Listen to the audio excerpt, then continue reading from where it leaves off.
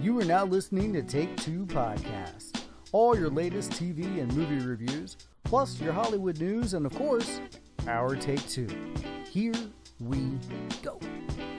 Welcome, everybody, to episode 189 of your Take Two Podcast. And guess what, guys? We're finally done talking about The Last Dance.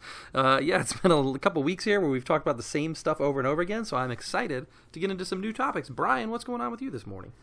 Do you ever feel like a plastic bag, drifting through the wind, wanting to start again? Sorry, I'm excited for our main review. Oh, okay. All right, good. Let's get into that in a few minutes, but what else you got going on? Oh, it's fun, man. We have a huge topic that you and I are going to discuss, a hot topic, if you will. It's been heavily debated on the Twitters since last week. We really would love it if people drop big news, like Sunday night at like 9 p.m. That'd be cool. So we can just jump right back on it the next day. I'm really sick of this. I feel like it was like Tuesday morning-ish. There was like 3 kind of big stories dropping. I'm like, damn it, we already have our episode out. Right. So for all of you thinking, old news, we already talked about that last week. Sorry, folks, this is the day that we record. Hey, maybe at some point, buddy, we'll just start doing like some bonus, episodes, like quick hitters or something just for breaking news. Yeah, but either like way. a half episode during the week, A half episode. I like it. We do have a bunch of reviews for you guys. We got Lovebirds. We've got Dead to Me wrapped up. Patton Oswalt had a stand-up that we checked out. Tony finished up Upload and Run. And we're going to give you our initial thoughts on Stargirl that just came out on both the DC app and CW. And we hope you guys like that. Again, we have a heavy DC discussion topic we'll be chatting about in a few moments. Thank you, Zack Snyder, for that. Also, I got a bunch of Marvel, too, so don't think that we're going to leave them out. Some casting news all the way around. It's going to be a great show, episode 189. We had a CW this past week, and it was a little bit lengthy because we dropped 2 finales on there, Batwoman and Supergirl, and then some huge breaking news in there that we're going to discuss a little bit later that pertains to CW. That'll be in the DC section as well. Guys, we have a loaded show today. We hope you guys stick around and enjoy. Yeah, and thank you for coming back. If you did listen to last week, we know last week was a little bit lower audio quality than maybe we usually provide with you, but don't worry, we're back to totally social distancing, like states apart. So somehow when we get further and further apart, the sound is better. So you're welcome. I don't know how that math works, but it does. On your feed right now, The Realm dropped a Patreon exclusive episode. All Realmy stuff. What did he do? Magicians? The Magicians, the season finale and then the overview of the whole series. So it's a Patreon exclusive. If you're into that stuff, The Realm, go join our Patreon, patreon.com, Take Two Podcast, $1 a month. You get all the exclusive episodes. That's the only place you can hear it. A little disappointed in some of you guys because Julianne Moore's Spotlight has been sitting in your feeds for about 10 days now. The download numbers look good on it, but not what they should be, okay? This is one of the better actresses working in Hollywood today. Go and listen to our breakdown. That is your recent Spotlight right now in your feed. Miss Julianne Moore, please go check that out. We mentioned the Patreon. Tony just mentioned $1 a day. Other socials, good news, folks. Thanks to you, we are now at 1,500 plus followers on, what's that thing called? The Twitter? And on Instagram, we hit 500! Yay! Yeah, that's pretty cool. Thank you for following up on my challenge, if it were, to add those couple followers over the week, and it happened, so I'm glad. And let's not leave out Facebook either, the Take Two universe. You guys have been responding and posting some stuff there. I'd like to see a little bit more activity. This was kind of a slow week, so let's keep it up, people. Post whatever you see there and start a discussion. We have a new challenge. You don't know this. I'm going to send it out. But I'm not going to send it out until the going forward section at the end. And it is social media related. I love it. Keep it going. Speaking of social media, we put up that weekly poll. It comes out on Thursdays. And, buddy, if you're ready, let's drop these results.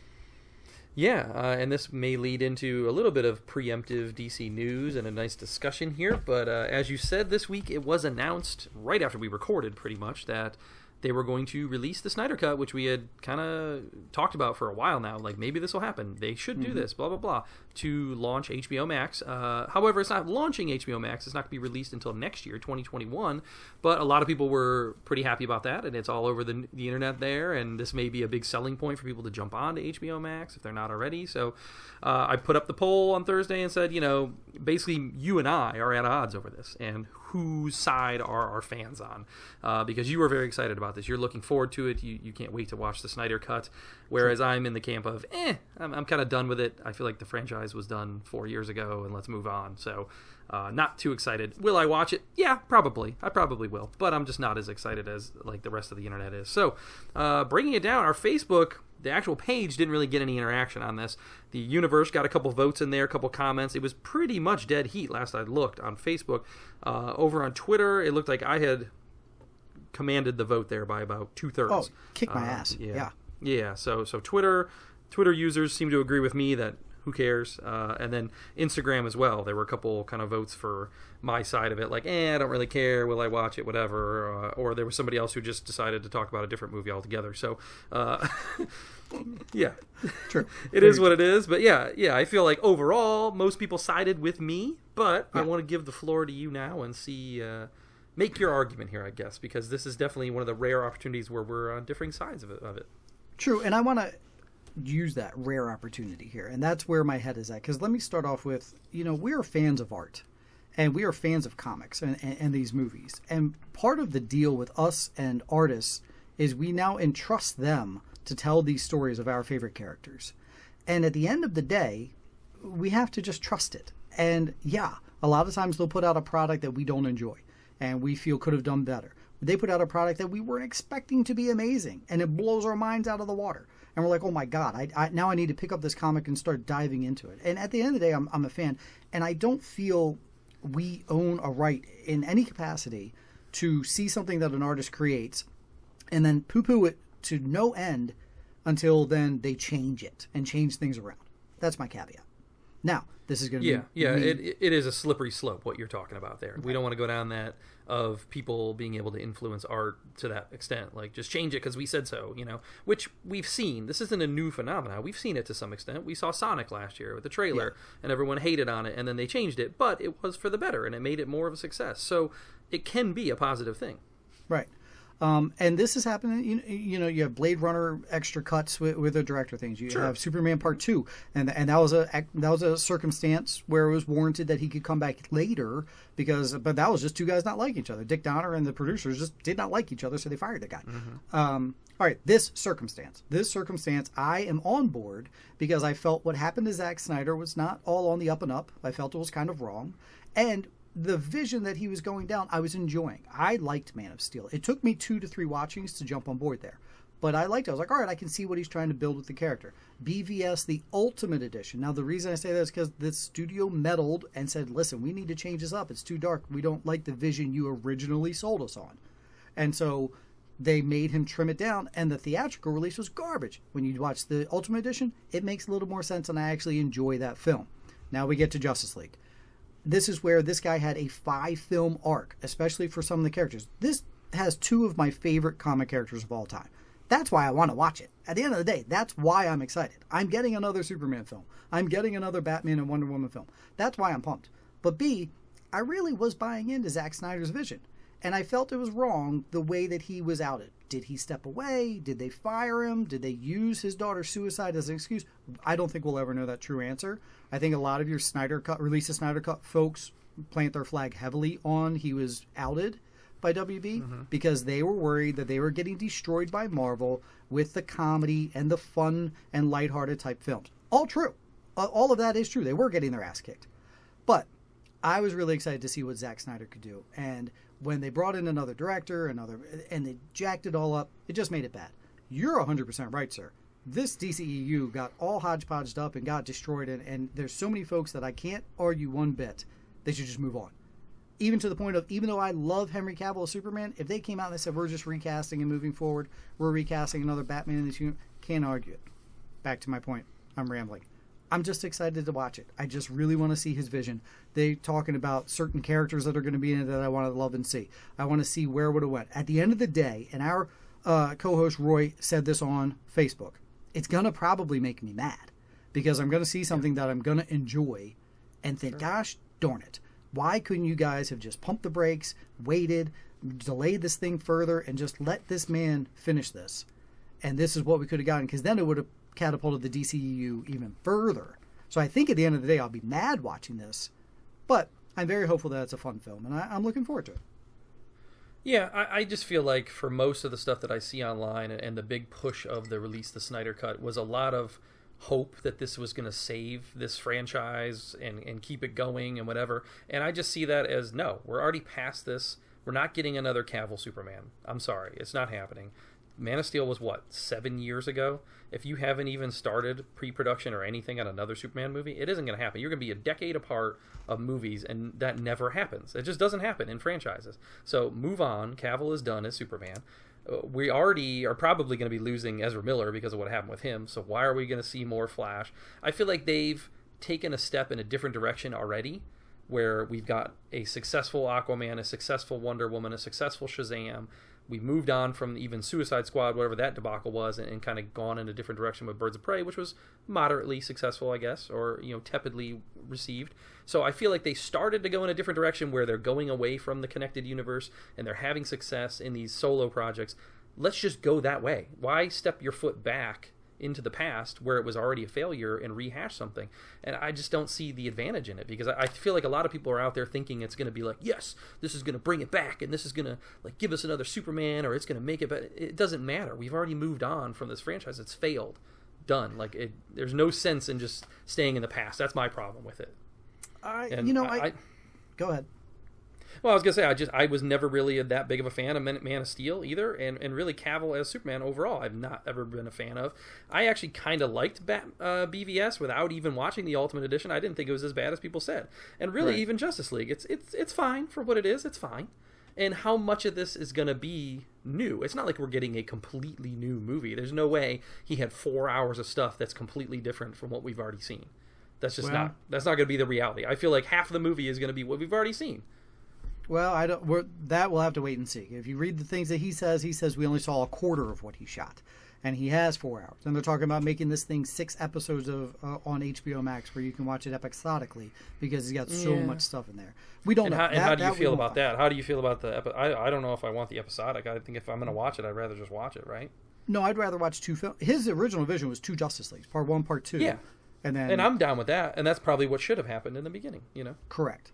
I think the fans that think this is going to project, and trust me, I've got that heartstring too, where I'm thinking, oh man, maybe this will bring people back, and maybe then WB will be like, you know what, we do still have Wonder Woman's in the universe, we do still have Shazam and Aquaman. We're all successful. At the end of the day, they were all successful financially, and overall, the public liked most of those films. They're in that universe. They're all still there. So this is where I can see where fans are like, oh, maybe we can filter back in. I just read an article this morning where people are clamoring, can we get Affleck back in for another film? I think you're right where, no, we need to wrap. We're wrapped. And it sucks because I do enjoy Cavill. And I think the problem with Cavill is they didn't let him finish the arc. That's my other point on this, is that you didn't let the character play out to where then we were going to get the happy-go-lucky and all that. But you're not wrong in that it has been 10 years to then produce that arc. So now you give me a Man of Steel 2, which comes out in 2023 at absolute best. You're talking a decade. How thick is that mustache of growing after 10 years, huh? Yeah, and that's part of my problem, too, is that, I actually like Affleck as Batman, and I never got a full Batman Affleck. And so that would be the only reason I would support this, is if there was a way we could get new or some kind of, spin on that. But I just feel like it's done. I feel like move on. It should just be solo movies for a little while. Try and get your success, your footing there before you try and force more of this connectivity and trying to carry on with a franchise that has been dead in the water for a couple of years.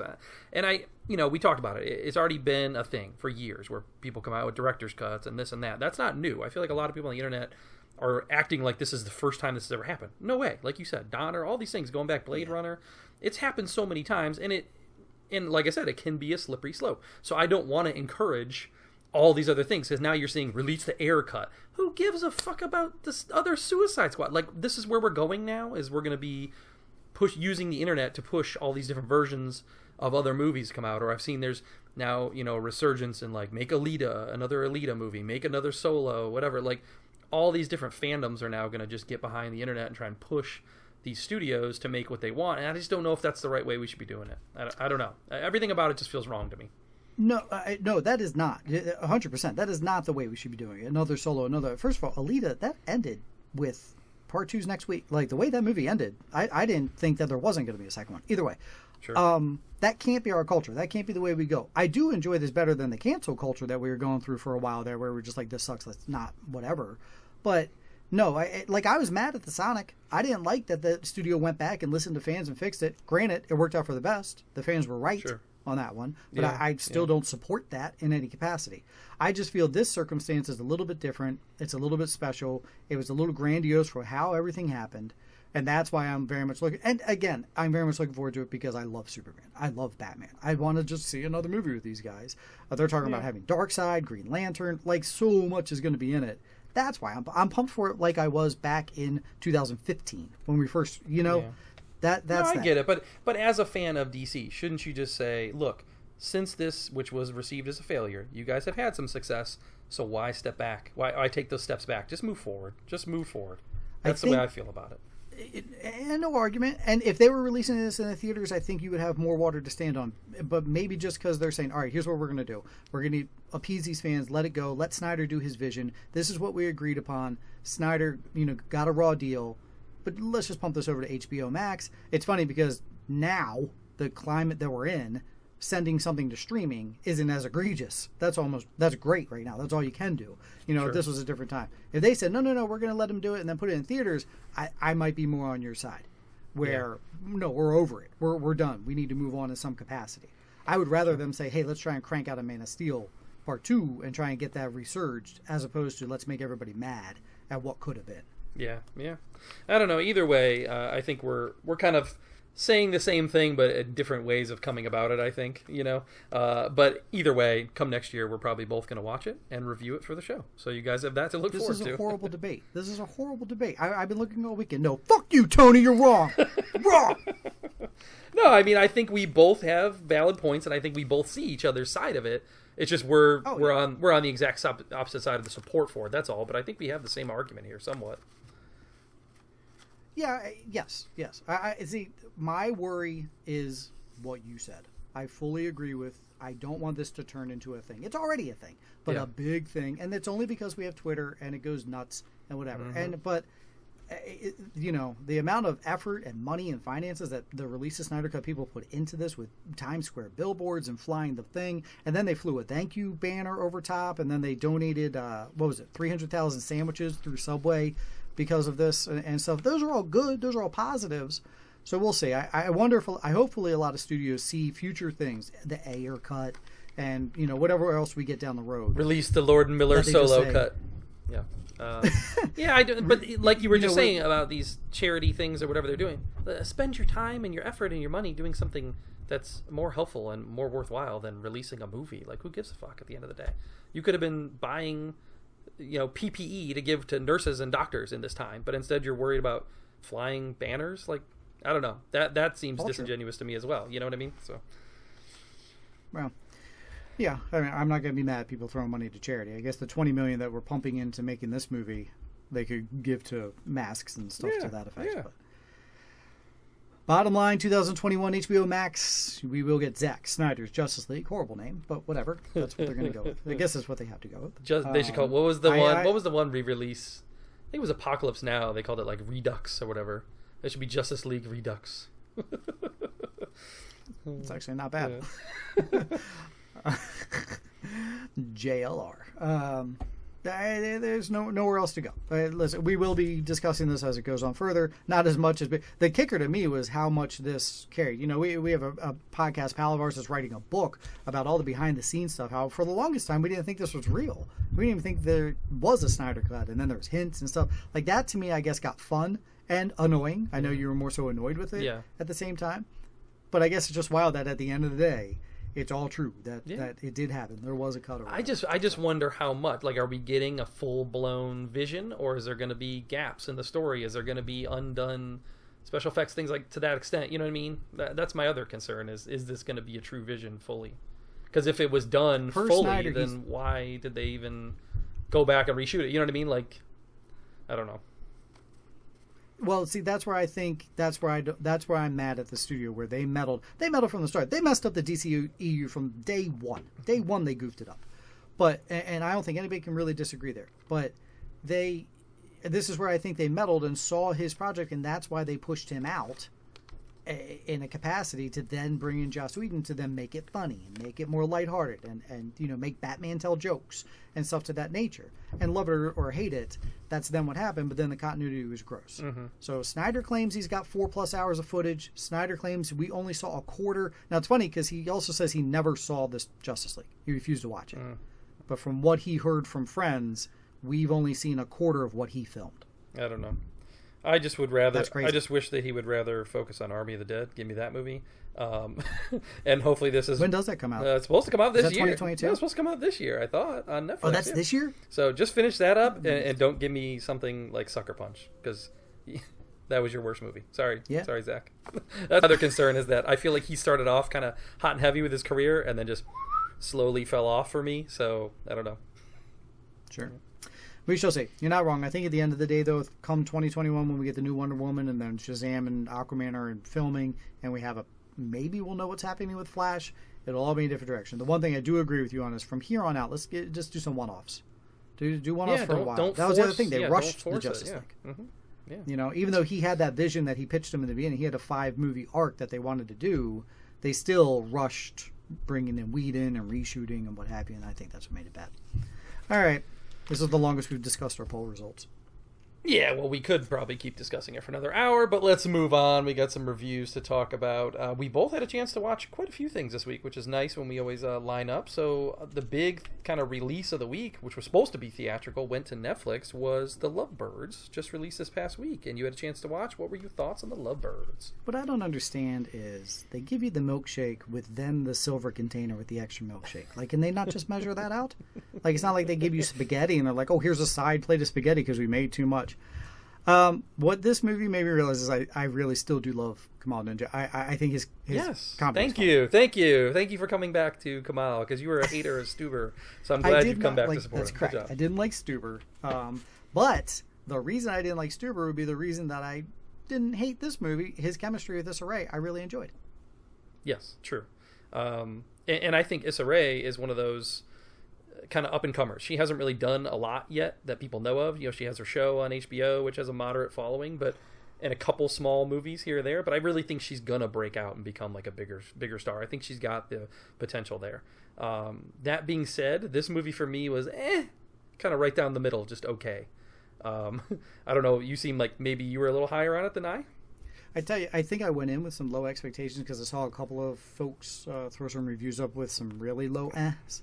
So I was like, all right, let me tepid my thoughts. But no, at the end of the day, it was definitely I don't know. Yeah. It just stretched. The storyline just definitely stretched. And I was like, I really just need to have some popcorn and a beer right now to enjoy this film. Sure. Well, I saw some friends, like you said, giving low reviews. That kind of got me worried because I was a little high going into this one. I thought the trailer was really, really funny. I enjoyed it. I was looking forward to it. I was sad when it got bumped from theatrical. Glad that I was able to watch it at home. But yeah, I feel like most of the funny parts or most of what I thought was going to be funny was already in the trailer. I don't remember laughing out loud at any point like, oh, that was hilarious, anything. And maybe some of those points that were in the trailer would have been funnier if I was seeing them for the first time in the movie. I also saw somebody compare this to Date Night and saying like, hey, this is just a straight rip of Date Night, which it pretty much is if you think about it. Okay. Yeah. And also I had a little bit of higher hopes for the director, Michael Showalter. His last movie that I remember seeing was Big Sick with Kamal Nanjiani. So I was like, okay, if you're giving me that level of Kamal and this, you directed Big Sick with him, I was hoping we'd get something better, a little bit more, I don't know, well, maybe he didn't write it or whatever, so maybe that's part of the problem, but just the writing I feel like was very one note for me and just didn't go anywhere special. And the parts you were saying with the milkshake thing, that bit, whatever, all that made me want to do is watch Kamal do stand-up. So give me a Kamal stand-up. True. Like, at the end of the day, I'd rather watch that than this, so... Yeah, it had its far-fetchedness parts that I guess you're supposed to have. A lot of times you watch a movie and you're like, sure, had they just done the simplest thing? Well, if they had done the simplest decision, we wouldn't be watching this movie. So, sure, I think people can shit on storylines when they get outlandish, but if they didn't get outlandish, that's why you're not watching the comedy. I like their chemistry. I'd love to see the two of them together again. The movie role was okay. My wife turned it down. Yeah. I sent her the trailer, and I was like, hey, you want to watch it this weekend? Yeah. And she was like, same. I got turned down too. I was like, what? I was trying to be nice and like have like a little date night kind of thing in quarantine, And she was like, nah, you watch it and let me know. And I was like, really? That's funny because I love the trailer. Yeah, I did too. And like you said, it's sad. It was a little bit of a miss. But at the end of the day, I don't want to shit on either of their performances. Like you said, their chemistry was good. I think they were funny. Yeah. It's just overall maybe the writing or the story just wasn't quite there. Something was off with it, and it just was okay, not bad, but by no means great either. If you're interested in Lovebirds, folks, go watch it. It's on Netflix. It's not like you're paying cash for it. It's not bad. I'm definitely not going to shy anybody away from it, but if you're on the fence, sure. Well, and that's the other thing. I wonder if we would have been able to see this in theaters if I would have been harsher on it, because I did go in with a little bit of expectation. So maybe this was the best thing for it to go to streaming. Wasted my stubs. Damn it. There you go. Yeah. Moving along, sir, you started off or gave a review about halfway through of Dead to Me. Season 2 had begun, and you were about halfway through last week, and you caught us up with that review, and you sold me so hard, I binged the whole darn thing and caught all the way up so we can both talk about it right now. Nice. Now, you had never watched even Season 1 before last week. Correct. Yeah, okay. So, and I loved Season 1. If you remember my review from about a year ago, whatever, I was very high on the show. Loved it. Thought Christina Applegate was great. Linda Cardellini was great. Even James Marsden gave a pretty good performance. And last week I said, the Season 2 kind of started off a little slow for me. The first couple episodes, it really didn't grab me. Then that changed. I feel like it did kind of pick up near the end of the season, and it really did grab me, and it made me feel just like I did for Season 1. I think the first half's a little slow, but it did pick up, and it really sold me, and it was still a pretty consistently good season overall. There were a couple little surprises, a couple little twists, and like I said, I love the leads. I think both of them are great. Christina Applegate has such a subtle, comedic timing and almost physicality to her comedy. I think she's really underrated, and so is Linda Cardellini. I think she's a great actress, and she really has some good moments in both seasons, and I wish she did more things. She's always in kind of small roles, and I like that. And I'll give James Marsden some credit too. He brings a different kind of, spoiler alert, if you haven't watched the show, maybe skip what we're about to say, but he brings a different version of his character, and he brings a different performance, a different vibe to this season, playing a different version, a different person, of kind of the same character he did last year. So I thought that was kind of cool. Couple notable additions to the cast. Natalie Morales was pretty decent, adding her in there.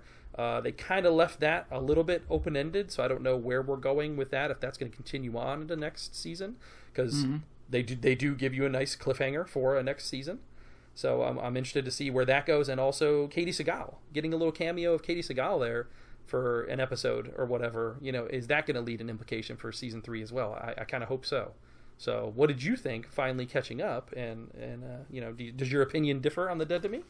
Not one bit. So that's our review, because I echo all your words. I will say this, folks, if you've seen none of it, if you watch episode 1 of season 1 all the way through, get to that final scene hook that they try and get you, that most shows try and hook you on, and that doesn't hook you, then this show's just not for you. Because that very first episode, when we get that little reveal right at the end, I was like, holy this is great. I'm totally hooked. And I was. It was easy for me to binge this thing starting, before last week and then into this week. A couple things that season 2 that I was kind of meh on, Linda Cardellini's choices in Lovers or whatever, that I was not loving that angle, whatever,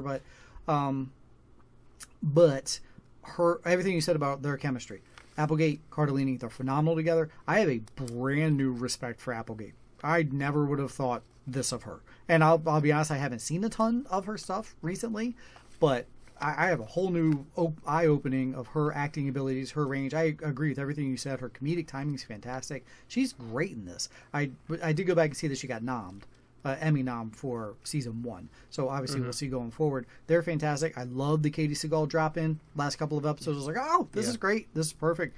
And James Marsden, man, I from season 1 to season 2, I love the guy now. This is great. I want to see more. And I know he's in a ton of stuff, but he's also kind of like Cardellini, kind of outside of Sonic. It's kind of like that second guy. It's like, oh, he was Cyclops. Oh, he was. But no, I love him. He's fantastic. Yeah, no, and I can't wait for if we do get season 3 where Katie Sagal kind of joins the cast. Are we going to get a Katie Sagal, Christina Applegate scene? Because I hope so. Ooh, that would be a nice Married with Children reunion. Yeah, that'd be fantastic. Yeah. I actually but do you agree? Do you agree with me though on the start of season 2 how it was a little slower? You said, for season 1 it hooked you right away. I felt like season 2 took a little time to build for me. Yeah, and plus I was worried that we were going to get like too outlandish. Like the whole premise was like some of these things are accidental and whoops, but then now we're going, oh, next level. Oh, next level. All right, how much are we getting away with here? How much can we do where we really are getting away, where the cops aren't arresting us type stuff?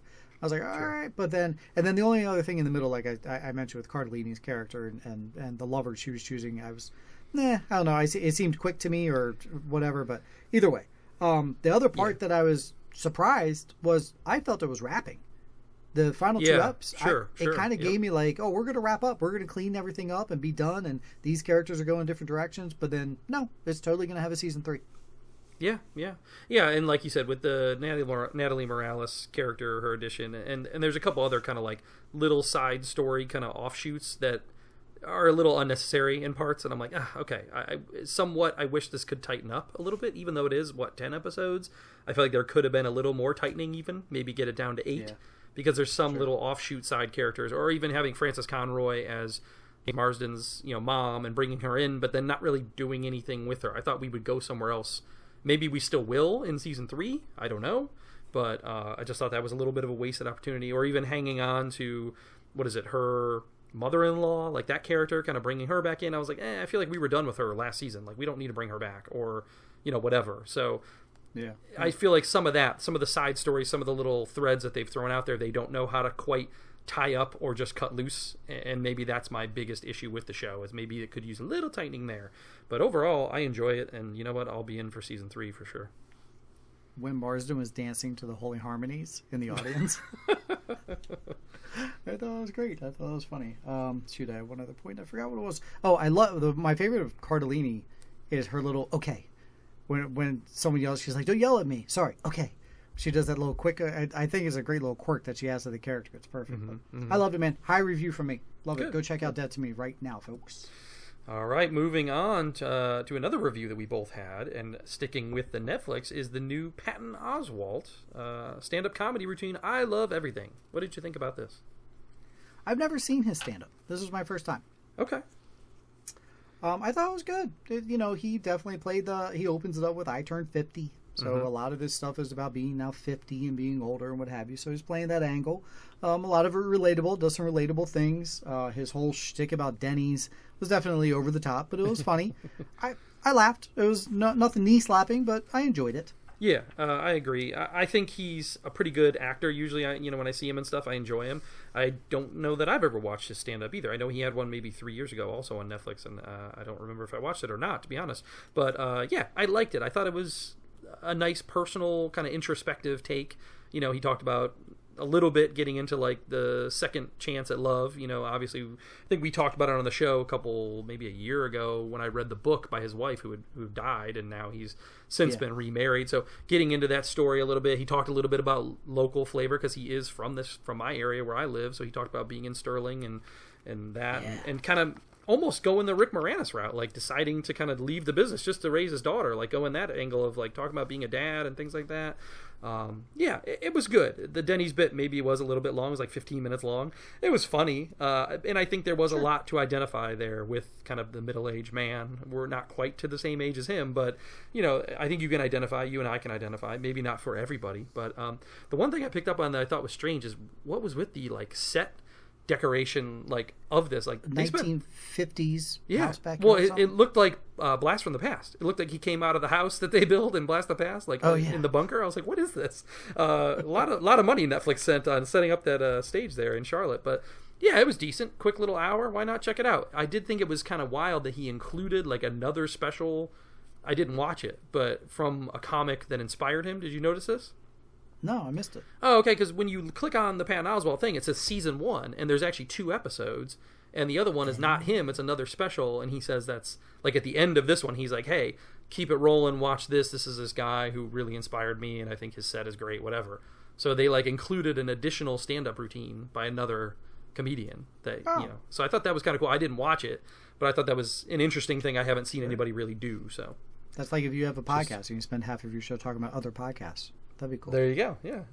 The most identifiable thing I think he was mentioning, maybe for you and I, is I know something to this effect has happened to me. He was given premiere tickets to Solo and they were going to have the Millennium Falcon and all that. Oh yeah, the art show thing. Yeah. Yeah, and he couldn't go because he had to go to his daughter's second grade art show instead. And he said she made the most god-awful art project of all time, some robot or something was ugly. I was like, yep. I know I've missed a thing or two because I had to go to one of our kids. Well, and that's what I mean. At the end of the day, I feel like he's very relatable and seems like just a cool, genuine dude. Like I would love to just sit down and have a beer with him and chat. And I feel like he seems like, that relatable, that approachable, and just down to earth. And I think that's cool, and I appreciate that. So.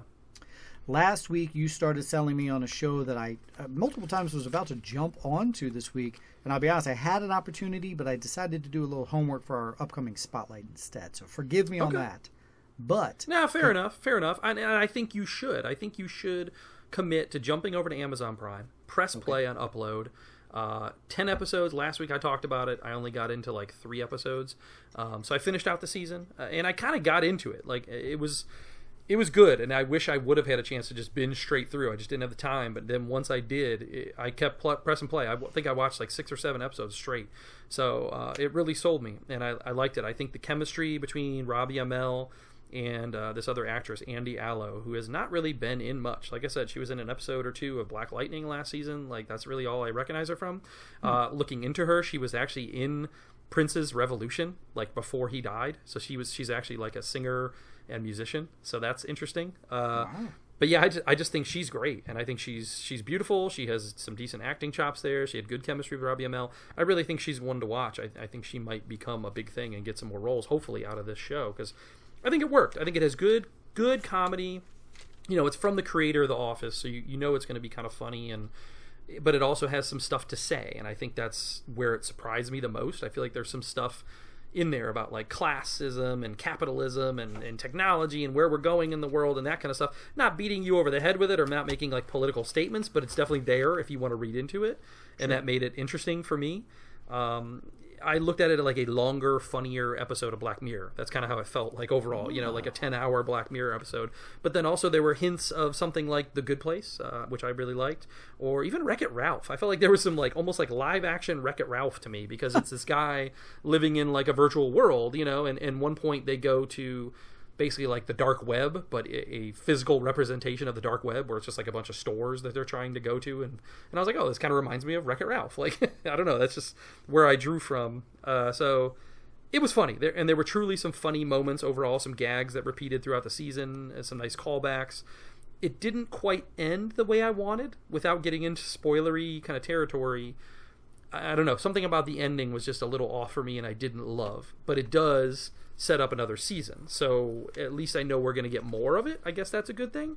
Cool. But I just kind of didn't necessarily love where it went with the end of the season, so that's my only down take, is I didn't love the last episode or so. But it's a cool show, and I tried telling somebody else, and I'm like, something I think I enjoy about it is most of the actors in it you don't really know. I mean, even Robbie Amell, it's like most people don't know anything he's been in or who he is, and then really nobody else in the show is even like recognizable actors. So I think sometimes that can lead some credence to a project. You come in with less expectations of who the people are and what kind of performance you're going to get out of them. So I appreciated that. Very cool. Okay. Yeah. So yeah, I think it's fun. Go check out Upload. I hope that I sold you on it, and check it out. I think even the wife would probably watch it. I kind of sold my wife on maybe checking it out, so it's good. Very nice, very nice. All right, can you sell me on another? All right. I actually stayed up till 11 something last night, finishing up Run. Run just had its season finale on HBO, and I talked about this a few weeks ago when I saw the pilot episode, and I said I loved it. I thought it was just slick, really sexy, good chemistry between the leads, and just smart, funny writing too. Like for a little half-hour comedy, it's only 7 episodes, co-produced by Phoebe Waller-Bridge. And she actually shows up in here for the last like 3 episodes of it as well, a little cameo kind of role. I liked it, man. It got a little darker and a little more twisty since the pilot. And it's just these 2 characters who, they had a pact. They knew each other from when they were younger, and they said, if I ever text you and say run in a text, you have 24 hours. If you respond and say run to me, we're going to meet. We're going to meet at New York City, Grand Central Station, and we're just going to disappear together and be done and move on with our lives together. What? So 15 years have passed, and one day Merritt Weaver's character gets this text from him saying run, and she is married with kids and living a life in California, and she obviously still holds a flame for him from 15 years ago, and she decides to text back run, and they go on this adventure together, and they get in an Amtrak train in New York, and they ride it across the country to LA, and from there to LA it's all about their kind of just rediscovering their relationship, learning things about each other, and then just getting into some side adventures. Like I said, it does get a little twisty, a little darker than I imagined, but it's good, and I think both of the leads were really great here. Domhnall Gleeson also, and they had just nice chemistry together. Archie Punjabi shows up for a couple episodes. She's good. I usually like her. And then, like I said, Phoebe Waller-Bridge. And the one thing I will say is that it ended somewhat suddenly and somewhat unresolved. So now I just have hopes for a second season.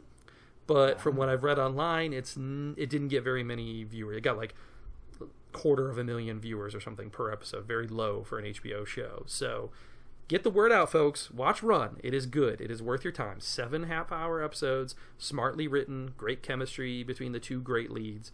It's worth it. It's very easy, quick watch. You'll want to binge through them. Each episode kind of makes you want to keep pressing play and watch the next one. So please watch the show. I hope that it gets support enough to get another season, because I really do enjoy it and I want to see where they go.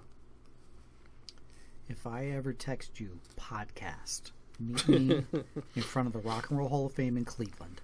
Oh, there you go. And then I don't know what we'll do. I guess we'll podcast. There we go. Yeah. All right, folks, if you listen to our weekly CW recap shows that come out on Saturdays now, I'll be honest with you, there's only one more of those left. We'll talk about that going forward. But every Saturday we recap your top CW shows, and we got to check out Stargirl. But Tony and I wanted to chat this week on the regular show just to kind of give you some brief thoughts real quick on the first episode of Stargirl that's out now on both CW and your DC app. Sir, your thoughts on the Girl of Stars? Yeah, like I said, we both kind of already reviewed it on our CW episode if you want to go back and listen there, but we did so separately, so I guess here we'll at least be able to have a little conversation. I thought it was pretty good. Like I said on our CW show, would I have checked this out if it weren't for us being the official podcast of CW and whatever? Maybe not. I don't know if it sold me enough from the trailer to want to check it out on my own as a middle-aged man watching a teenage girl. But, I really did enjoy it. And actually, once I watched it, I was like, oh, this could be kind of fun to continue watching, especially with my daughter. Kind of like same thing we said after we watched Captain Marvel or Wonder Woman, where it's nice to see these powerful female characters, and it's fun for, the young women to be inspired and have someone to look up to. So I will give Breck Bassinger, the lead here, the credit there, because I think she does a good job. I was excited to see Amy Smart. I haven't seen her in anything in a while. Luke Wilson, decent. Good to see Joel McHale. I'm actually hoping we see more of Joel McHale going forward, and maybe like some backstory into his character and some flashbacky stuff, because I feel like the first episode was definitely rushed and didn't give you enough explanation into that kind of stuff. It focused a lot on the teen angst stuff for 20 minutes or so and didn't give me enough backstory into like where we're going with these characters. That's my biggest downfall of it, but I think it's worth checking out. 13 episodes, a summer show. I think we should stick with it. What do you think? No argument whatsoever. I think the nail on the head is that we both have young daughters, and as great as Captain Marvel and Wonder Woman and even the Supergirl TV show are, they're all older women. And they're great, they're inspirational and stuff like that. But my thought the whole time was like, my daughter is much closer in age to this 15-year-old at her age 12. I think she's really going to enjoy it. So that's why I was thinking, I think that we're going to have fun watching that together. The thing with the rushed, we talked about it before, is that, they trimmed it down on the CW app. So if you watch it there, it's going to be trimmer than on the DC app. Excuse me. Yeah. Because Did you have a chance to watch that or no? No, and I keep meaning to, and I'm going to. I want to watch it to see the differences. And because it's like 10 minutes of difference. That's crazy.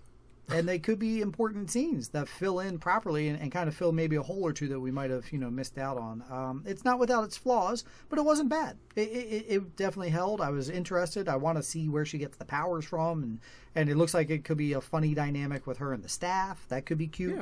Yeah. They went kind of like the Doctor Strange route with that, almost like making it its exactly. own sentient being or whatever kind of thing. So that was kind of interesting. And I'm not familiar with the source material, which I've been down saying that before, like something like Black Lightning or Legends of Tomorrow. I had no familiarity with those characters, but those are almost the shows that I enjoy more because I'm kind of learning as I go and finding out new things. I don't have the expectations of the character, which is a good thing, I guess. I think I'm in. And I think Jeff Johns being involved as a showrunner, and he's the original writer of the story. You know, I said it in our review, me and Roy, how this is inspired by his sister who died tragically. So he has a passion for it, and he wants to make it a inspiring story, and I like that. And it's kind of fun. It leans into more fun, I think, than some of the other shows as well. Do you enjoy the original version of Mbop or the one that we heard to start the show, Mbop, better? Neither. Can I say neither? Is that a choice? Sure. I actually kind of like this version. I was like, well, first I was mad that I immediately knew what song it was, even though it wasn't the same tune. I was like, oh crap, this is Mbop. And sure, so wait a minute, that means the song's playing in our next break, isn't it? You're welcome, everybody. And he's stuck in your head all week. And then, do you want to also reveal your revelation? Reveal your revelation. That's a sentence. Of Amy Smart and just where you are at your age in life. Well, it's funny because I think you and I had this conversation talking about Stargirl. I think before we both watched Patton Oswalt, right? Yes. Yeah. And then he almost made the same comment in his stand-up that I was kind of getting at. You know, you get to a certain point in your life. Here's where I am, folks. I'm watching this show, Stargirl, and I'm like, Amy Smart. Oh man, I used to think she was hot back in the day. I remember her in Road Trip. You know, that was like 20 years ago. I thought she was hot. Now she's playing a mom. Recently, I've seen stuff with like Alicia Silverstone playing a mom. Like, and I'm like, oh god, like I used to love Alicia Silverstone when I was younger. So I'm watching these things, and I'm like, these are the women I was attracted to. Now they're playing moms. But then at the same time, I'm watching these shows, and I'm like, well, I kind of think Brooke Passenger's kind of hot. I know she's supposed to be playing 15 in the show, folks, but she is 21 in real life, so calm down. But I just feel like I'm in an interesting place in life where the moms of shows are now hot, and so are the daughters. So I'm just kind of right in the middle of it. On that note, folks, we're going to take a quick break. We'll be right back after these messages.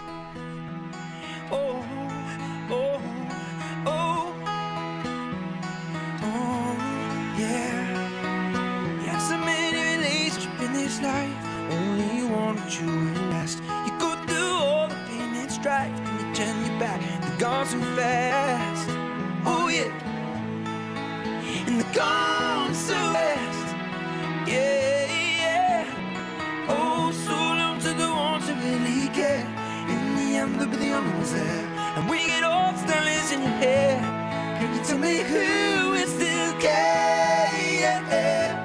Can you tell me who is still care?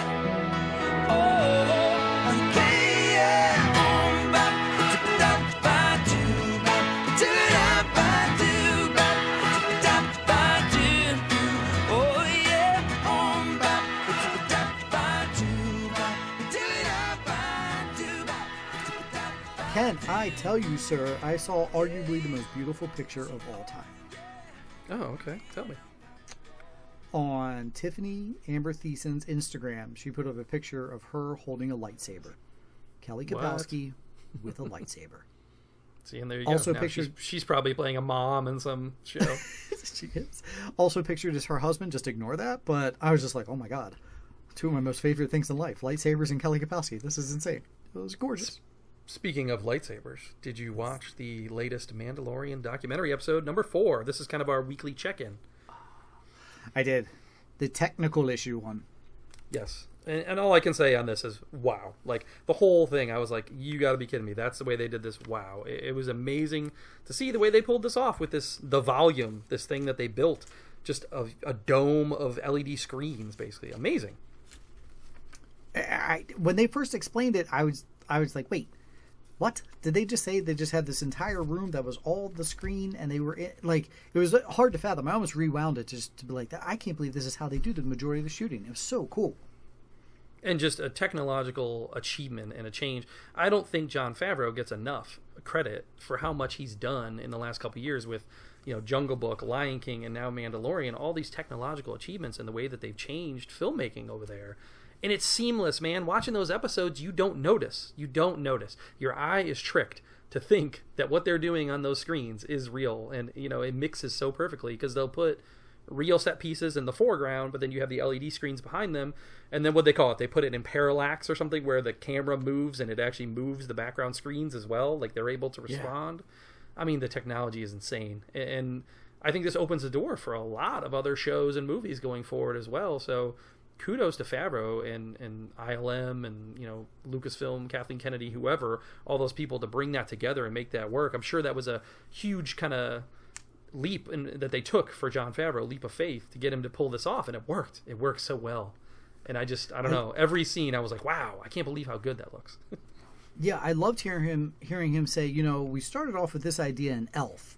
And then I was thinking, as we got to more, better technology, when I got around to Iron Man, then I could do some of this. And then when I got on to this movie, he named like 6 projects. I was like, I just want to listen to you talk filmmaking all day. Like, that was phenomenal, the way he was just breaking down each film and how each one he got better and better. And for Jungle Book, he was saying how much of a pain in the ass certain things were, but now it's advanced where it's less expensive and easier to do it this way and quicker, that they've now invented this technology. It was really like nerdy cool stuff to listen to. And again, I wish the episode was longer. Yeah, sure. Yeah, folks, if you haven't watched it, I think it's worth it just to get that behind the scenes, to figure out how they shot this show, and it will blow you away at how some things are still done, in screen, in camera, and there's certain things that are still old school, but the way that they've changed the game on this show is like something I've never seen. I was so impressed. Hopefully things will impress us in the future. That's future movies, and they always get trailers. Let's jump into our trailer talk. So I was wondering, what movies are coming out soon? Oh, look, a new trailer. Talking trailers with Trailer Talk. Only really one new trailer that I saw this week, and that was for The Old Guard with old Charlize there. What did you think about The Old Guard trailer? I remember us talking about this one, I think, when it was cast with her back in the day, and I think we were both kind of impressed that she was coming to Netflix with this one, which, like you said, now that everything's shut down, it's not really that impressive, but it seems like a pretty big project to come straight to Netflix. So what do you think about Charlize and Old Guard? It looked like she's going to kick some ass. It looked like it's going to be a lot of fun. It looked like the movie's probably going to be bad. But I don't know. I was intrigued. Yeah, it looks like it's going to be pretty much mindless, forgettable action at the end of the day. Similar to some of the other stuff Netflix has given us recently. Your Six Undergrounds, your Extraction, whatever. Like, that might be a cool action part or whatever, but a pretty forgettable movie at the end of the day. And I think this may be where this is going. Sure. I'm intrigued about the whole, like, they're immortal, like, centuries old. Hopefully we get into that, and that could be kind of cool if you get some backstory there. But I like Kiki Lane. I see her getting some more work. Chiwetel Ejiofor is always good, so decent little cast here. We'll see. I'll definitely check it out. I think it's coming July 10th, if I remember correctly. Ooh, okay. So, not too far. Yeah, not too far. Looking forward to checking out The Old Guard. That's really far for Netflix, though. It is. Usually they're like, hey, this is coming in 2 weeks. That's like their standard trailer thing. But I will say they did the same thing again. They always give you too long of trailers. Like, don't give me a 2 to 3 minute trailer. You don't need to do that. Just give me more of like a teaser type thing, because then when I watch it, I'm going to feel like I've seen it all already. Damn it. True. All right, we also kind of blew up the internet this week for some reason with Tenet, another look at Tenet. What did you think about the second trailer for Tenet? It gave us storyline. It gave us a little more plot detail. Sure. I was surprised to get that much out of Nolan. I thought like this was the big thing with Tenet, like you really weren't knowing what the crap is going on. So now, to be honest, I'm not soured on it, but I was kind of like, oh, all right. I don't know if this wasn't Nolan and you just pitched this storyline to me. I don't know if I'd be as big on it. Yeah, and I feel like I've been that way kind of since the beginning. Like, it's one of those fine lines you got to walk with a Nolan thing, though, because that's part of Nolan's shtick, is that he's, taking these weird movies and you don't really know what's going on. But I feel like at the end of the day, you also have to give people something to get their butts in the seats, because if they don't know what the movie's about, they're not going to want to go. So it's one of those things where you have to do a trailer like this. I don't know. Sure. I'm still not like, oh my god, this is gonna be amazing, but I hope I'm wrong. I'm hoping that he does really blow us away again with something great. And I love John David Washington. What was with the Robert Pattinson accent? That's true. I didn't think about it, but yeah, that was weird. It was really weird. Like, it just at the end of the trailer there, he has like 2 lines, and I was like, what is that? Like, I don't understand the way he's playing that, but whatever. I gotta be honest, I think if this trailer had dropped right before we do our summer draft, which obviously we're not doing one now, but like had that occurred, it would have soured me on taking Tenet in the box office high up. Yeah. The only thing I think it has going for it right now is, knock on wood, we get all opened up in the next month or so, and this will be your first big movie, so it will drive people to see it just because it'll be your big first release, I really hope Road Rage Russell Crowe did not hear you just say that. You're going to have a bad day. You don't know what a bad day is.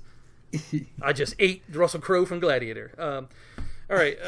We also got a second look at Antebellum, which I feel the opposite way that I did with Tenet, because this one was also mysterious, but we got a little bit more backstory in this, and I think it was for the better. Yeah, same deal. This gave us more plot line, this gave us more backstory, so we kind of know more what it's about, and now I'm extra intrigued. Agree. So I think both those trailers were almost the same, but hit us in different ways, which is kind of interesting. But yeah, I'm a little more excited for Antebellum, and I think they did put this back on the calendar sometime in August. I don't remember the exact date. But yeah, they've stuck out a release date for this one too, because I was a little worried this was just going to end up going streaming maybe. But I hope it's good. I hope it ends up being good. We like Janelle Monáe, and it looks intriguing. Comes out the day before my birthday. Oh, there you go. All right, cool. Everybody marks that down as they know that date. That was my little good job. You picked up on it. Nice. All right, so that's wrapping up our trailer talk, sir. You got a little what's in the glass.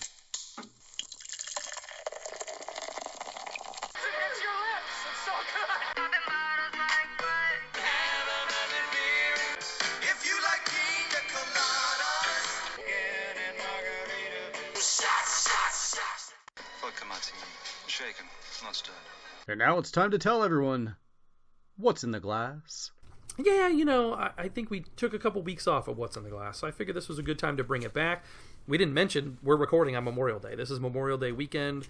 Feels a little bit different this year. Usually everybody's having cookouts and going to the pool, going to the beach, whatever.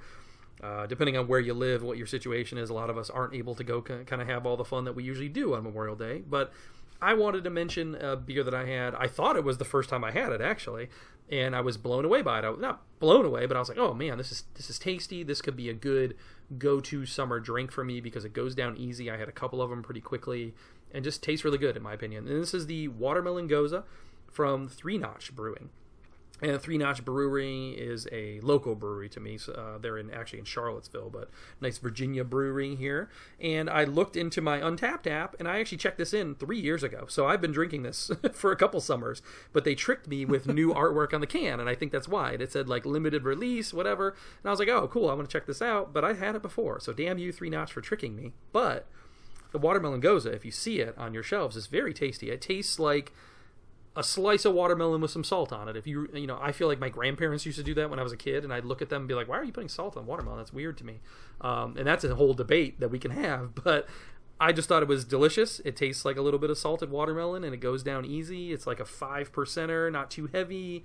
It's just a nice summery drink, I think. So if you like that stuff, if you like a little bit of a tart sour beer with some watermelon flavoring, it sounds delicious. And it is delicious. So where do you fall on the watermelon salt slice? I think if I saw it on the shelf, I'm not going to grab one. But you're kind of selling it pretty hard there. So next time I'm over, if you've got any extra in the fridge. Yeah, but no, I'm saying where do you fall on just that idea of salting your watermelon? Like I said, I know my grandparents used salting to do water. Yeah. Oh, I've never tried it. No? Okay, my grandparents used to always do that. And I always thought it was weird. And it's interesting. Try it. If you've never done it, try it. And report back, because I'll see what your take is. All right, I'll give it a whirl. There you go. Why not? Put worse things in my mouth. Okay, on that note, we're going to move on title. to the casting couch. Show title. Welcome to the Take Two Casting Couch. Sit back and get comfortable. Oh, yeah. Yeah, I only had one thing, I think, that I noticed in casting this week, and I was surprised, let down a little bit. And that's because I saw Jason Momoa and Peter Dinklage, and I was like, yes, we're finally getting that Twins reboot we've talked about. But no, it was not, sadly. They are teaming up for a movie called Good, Bad, and Undead, where Jason Momoa will be a vampire, Peter Dinklage is playing Van Helsing, or like a kind of a rundown character of Van Helsing, a descendant of Van Helsing. And they're going to team up to run some scams where basically Momoa goes in as the vampire, and he convinces, Van Helsing comes in, convinces the town that they need him, and it's kind of a way they're going to scam these towns together. So kind of sounds like a fun buddy comedy supernatural kind of element, and yeah, I don't know, why not get those two back together? I mean, they actually never had a scene together in Game of Thrones, even though they were both in there, so it could be fun. I'm all in. It sounds hilarious, and I have a feeling the two of them will work well together. So it sounds fun. I see it as like if they take it as a What We Do in the Shadows kind of angle, why not? Yeah, not bad. I think that was really all I saw as far as casting. I got a couple. I got Asai Morales is replacing Nicholas Hoult as the bad guy in Mission Impossible 7. Okay. I see that. He was, wasn't he Deathstroke on the Titans or whatever? Yeah, but the only thing I couldn't find is why Holt was leaving. Huh. Maybe he's still trying to be, isn't he trying to be, what's it called, Beast again? He's like making a big move online. I want to be Beast again for X-Men. Did you see that? Really? No. Yeah, no, sorry, Nick. Release Your the franchise Holt is cut. also over. Release the Holt cut. Jennifer Goodwin is going to be in a Fox comedy coming this fall, well, hopefully in the fall, called Pivoting. Okay. Movie called Moonfall. Halle Berry and Josh Gad. Oh, okay. They both work for NASA when Halle Berry discovers that not satellites, what are the things called? Asteroids are coming towards Earth, and they got to try and save people. Was it Armageddon I style? Are think we going it's to a see like Josh Gad up on there like drilling? I hope so. As long as he plays like Steve Buscemi's He's role. going to have animal crackers on Halle Berry. So. You have such sweet pillow talk. Cruel Summer is a series coming to Freeform. This is Jessica Biel produced. Just grabbed their lead, Olivia Holt. Not related to Nicholas Hoult. This is Olivia Holt. Anyway, she's from the Disney Channel. And lastly, Shang-Chi and the Ten Rings has cast Fala Chen. Maybe she's playing Lika Wu. They're not exactly sure who she's going to play, but she'll be playing a prominent female character in the Shang-Chi and the Legend of the Ten Rings film coming out eventually. Cool. And that's it, man. That's all I got. I actually have got I more? have one more. I don't know if it's really casting per se, but I saw a movie announced with two people involved. This is Adam Sandler. Adam Sandler, I think, is also involved in the production on this, and it's going to be called Hustle. And it's Adam Sandler and LeBron James. This is Netflix, right? I didn't see anywhere where it said it was going to Netflix for sure, but it's a basketball movie Okay. where, Sandler is kind of a scout that's unjustly fired. He leaves the country in search of new talent. It sounds very, very much like The Air Up There with Kevin Bacon. And then I guess maybe he finds LeBron, like LeBron is playing a person from another country that, he finds talent in and brings him back to the NBA to kind of redeem his career. So interesting to see, Adam Sandler, LeBron seems like a weird pairing, but we'll see how that pans out. Adam Sandler can ball. He's a good basketball player. Really? Okay. Yeah, in real life. I just want to see him say, "This is how I win." So. It also could be very much like The Scout with Brendan Fraser. He pitches for the Yankees. Yeah, okay. He strikes out all 27 batters on 3 pitches. Anyway. All right, we're going to take another break, and we will be right back. Do you ever feel like a plastic bag drifting through the wind, wanting to start again? Do you ever feel so paper thin, like a house of cards, one blow from caving in? Do you ever feel already buried deep, 6 feet under screens, but no one seems to hear a thing? Do you know that there's still a chance for you? 'Cause there's a spark in you. You just gotta ignite the light and let it shine. Just on the night, like the 4th of July. 'Cause baby, you're a firework. Come on, show 'em what you work. Make 'em go, as you shoot across the sky. Baby, you're a firework. Hey, can I throw something at you real quick? This week, I saw a lot of talk online, 40th anniversary of Empire Strikes Back, which, I don't know why, that kind of gave me a moment of pause. I was like, damn, I remember that movie was out before I was born, but I was like 40 years old. That's crazy, and I just recently rewatched it, and I love it. It's still probably my favorite Star Wars movie, but then 2 days later, I saw, it's also the 40th anniversary of The Shining, and I was like, what? Wait a minute. So I looked that up, and I was like, you got to be kidding me that Empire Strikes Back and The Shining were both released within 2 days of each other in 1980. Whoa. Like, what a freaking time to be alive, to go to the theater and see both of those movies. Ugh, I love them both to death. They're two of my favorite movies of all time. So just wanted to take a moment and note that they are both having their 40th anniversary this week. Why the hell would the studio release The Shining the same weekend against Empire Yeah. Hoping to get the horror fans box office instead? I don't know. Because then, like, 2 weeks before that was Friday the 13th. The original Friday the 13th also. I was like, wow. Like, what? There was just, like, no rhyme or reason to what was going on in 1980. They didn't give a fuck. Wow. Yeah, they're just like, all right, throw a dart. We'll just release it that day. Wow, why would Shining people do that? That's weird. But, wow, that's crazy that they came out that close to each other. Huh. Okay, well, on that note, let's get into our Hollywood news. In the news. Yeah, sorry I threw you there for a moment. It's quite all right. Did you see? No, it's good. Did you see Apple with the 7-figure bidding war for a 4-part documentary series from the creators of McMillions?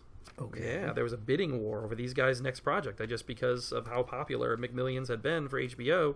So Apple secured the rights to that, and it's going to deal. It's unnamed as of yet, but it's dealing with different scams and government history. So I like McMillions. We like that show, so I'm looking forward to what these guys do next. Only if they bring back that one goofy FBI agent. There you go. Sticking with Apple Plus, I think this also dropped right after we recorded last week. They're bringing Greyhound to Apple Plus. Are you more excited? I think I'm more apt to watch this at home than I am to go to the theater anyway. So this is the Tom Hanks one, the war one, and the submarines. Yeah, big time. I'm waiting for them to give me a date. I'm pumped. Yeah, no release date. I'm excited to watch it. Is this going to be, I feel like this is Apple Plus making even more of a push to be like, hey, we're going to be here. We're part of these streaming wars. We're going to stick around. You're going to need to pay for our service. They're really trying to step it up between those couple stories I just gave you. They're obviously making the effort, Wait till you hear my review of Defending Jacob next week when it wraps up. Ooh. That'll even add more reason to watch Apple Plus. We also have the big news last week of some good news being sold in another similar bidding war, and this went to the Viacom CBS conglomerate. Now, the article I read first said that this will then go to CBS All Access, and that they are trying to revamp CBS All Access and relaunch it this summer with more properties from Viacom as well. And I think Viacom includes like Nickelodeon, things like that. So kind of more than just CBS shows. And we talked before, CBS All Access seems like it's all just Star Wars, Star Trek. New Star Trek shows, So I guess they're trying to, again, make their, app be something that people want to get and whatever. So, but then I saw kind of a retraction of that from Krasinski, and he said, no, like it's going to be on a channel that's available to everyone. Like you're not going to have to pay to have it or whatever. Like I guess there was some scuttlebutt about that. So, Gotcha. But moving forward, he's going to still produce it, but not host it, and it's going to be ultimately produced from the Comedy Central wing of the Viacom CBS, conglomerate there. So, no, host announced as of yet or when this is going to come back. But we were kind of sad to see it end in the YouTube format, and I don't know if I care to see it continue on in this form. What about you? I submitted our names to be the host. Nice. You and I. Yeah, I think when we heard that he was kind of rapping, it made total sense, and I was like content with that. I was like, oh, that makes sense, and that's great. He did an amazing thing, like what he did, and like you could almost call him the king of Hollywood right now because of all the good that this produced and the goodwill that he earned. But then when I was like, oh, he sold it, then I was like, oh, that's sour. I don't like that he sold it off, and now we don't even know who's going to host, and it could be rotating. It could still be good. And listen, we're going to get a new show that talks only about good news. That's great, but to a little TBD, I guess. Yeah, and I get how people were having a little bit of backlash there with like, oh, you sold out and you're putting it on like a pay service. So I get that, and I hope that's not, I don't want it to be soured on Krasinski because he, like you said, he did a good thing and it was enjoyable. So hopefully it's still salvageable and still good at the end of the day. Agreed. Jamie Lee Curtis was in the news this week. She has a production kind of arm of her own called Comet Pictures. And she has locked up a 3-year deal with Blumhouse, a first look deal with them. And she already has a movie coming called Mother Nature, and it's a climate change horror film that she's going to be directing and co-writing. Cool. Yeah, which I don't think that she's directed anything to that extent. I know she directed some episodes of Scream Queens when she was on there, but I don't know that she's really directed a film yet. For some reason, I don't believe so.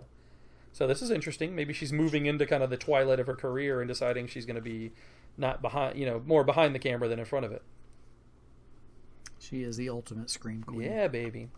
We talked a little bit about Last Dance the last couple weeks for sure, right? That was a big review for us. And it was very successful for ESPN, so much so that they're ordering a 9-episode docu-series about Tom Brady's career and calling it Man in the Arena. What do you think about that? What do you think about the little Tom Brady, huh? I will say, after watching him yesterday in the match, the golf with him and Phil and Tiger and Peyton, he was definitely way more personable. I think he has a funnier side to him that we never saw with the Patriots because he was under that Patriot regime of, always keeping quiet and what have you. Okay. So, and since he's left the Pats, I've noticed, like he was throwing shade at Eli Manning when Eli joined Twitter just this week, and it was hilarious. So maybe there could be a funnier side to it. Maybe there could be more some good stories. Are we going to see all the supermodels that he was frequenting all those years? I don't know. Yeah, it's just interesting when you do something like this and the career's not over. Like, True. Why not wait until he's like truly retired at least? Because now he's still playing. Like that could be a whole nother episode or two, depending on how long this goes and how it goes. So we'll see. Yeah, we'll see. Valid. Michael Bay is producing a pandemic thriller called Songbird. And this is planning to be shooting in LA in the next couple weeks. Apparently he's got some approvals, and they're going to try and do it while they're still pretty much on lockdown and shoot on somewhat empty streets. That's the plan, and it'll help the production to be able to do that. And this is going to be set 2 years in the future, and where we were in a similar pandemic kind of thing, and that it just hasn't gone away. And a quarantine lockdown kind of life has continued indefinitely. I don't know if I want to watch that. No. I just want to fast forward to the end and see how it turns out. Yeah. If things go well, I don't know. Another piece of news that dropped before we recorded last week, or right after we recorded rather, was the possibility of postponing the Oscars. What's your opinion there? I'm bummed about it, and I want to know why. I saw the first rumor was because they might push the Super Bowl back to their weekend, so therefore they push it, but then the Oscars are like, no, that wouldn't affect us. We're going to push it like 4 months to get the whole timeline shifted. That would be insane. First of all, do not move the Oscars just because of some stupid football, unless it's the Giants versus the Browns. Then you need to move it. But either way. So my actual immediate thought was, so if we push this 4 months, does that push next year 4 months? Yeah. Or what is their time? Yeah, and this is all kind of rumory to this point, so nothing's set in stone. And that's part of it, too, is by changing it, are you going to... I'm wondering if they're doing it to allow movies that are released... say January, February, say nothing really gets opened up in time. There's a lot of stuff that's trying to get into the release dates, and some of these movies can't get released until January or February. Are they going to make that exception and be like, oh, this year only, those are going to be considered 2020 releases, the stuff that came out in January, February 2021? You know what I mean? So sure. maybe that's what they're doing, just to kind of accommodate the backlog of films that we're trying to get out and qualify for this year, maybe? I don't know. It'll be interesting. Yeah, There's definitely more to that story. It definitely won't feel the same if we're watching it in June or July, So. Right. Yeah. True. ABC came through with a couple of cancellations, which I was surprised by. I mean, in this time when you don't have anything really being produced either, you're going to cancel more stuff. I don't know. That's weird. But Schooled, which was a offshoot of the Goldbergs, I believe, that's been canceled. Single Parents, which I watched kind of the first season. I thought it was decent. Emergence, which I think was one of the ones we predicted to get canceled, and then also Bless This Mess, which Bless This Mess was one of those ones I kind of thought looked cute and I wanted to check out. I just never did. So a couple cancellations there from ABC.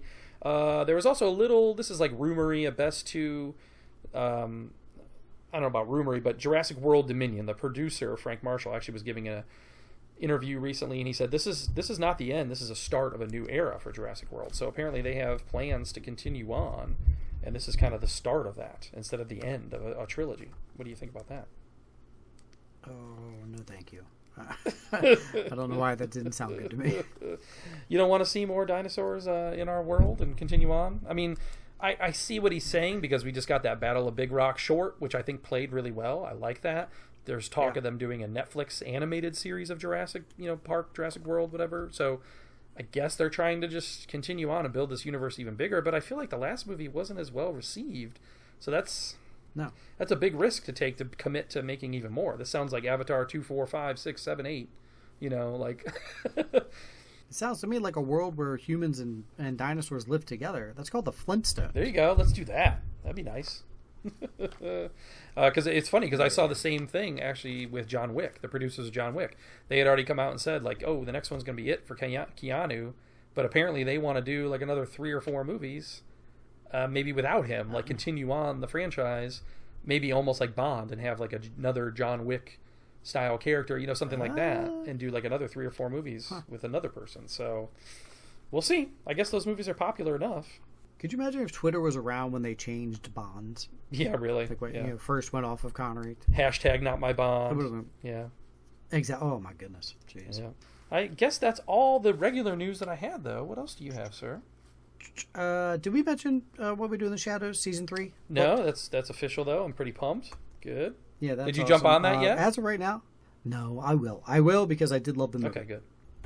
Venice Film Festival at this moment, there's still a go for September. Okay. They're still hoping to get it, which is it might be the only film festival we get all of 2020 at this rate. But that's cool. And then Jeremy Piven stoked the flames of a possible Ari Gold spinoff actually still being in development and possibly happening. Huh. Would you be interested in watching an Ari Gold spinoff show? I mean, I guess. But I think part of what made him funny and what worked was his comedy back then, but I feel like a lot of it is dated. He had some kind of racial comedy, some gay comedy, sure, you know. And I think also with him being involved, kind of like Me Too'd a little bit, Jeremy Piven, and that makes it all, and just the era of Me Too in LA also kind of changes the feel of like an entourage-y, you know, show. So I don't know, but I could see HBO Max needing something like that, just needing some original content. Yeah, I mean, I absolutely loved Ari Gold's character, but you're right. A lot of it was him playing out, like him yelling at Lloyd. Yeah, yelling at Lloyd and all that. Yeah. Yeah, and the things he would say to Lloyd Sure. too. Now, when he was stoking in it, he even said he was like, "We'll bring Lloyd back. We'll get the whole thing back together, whatever." So, but you're absolutely right. That might be a tough sell nowadays for him to say what he used to say. Yeah, I just don't know if it would be true to the character. You know, you'd have to change it. So.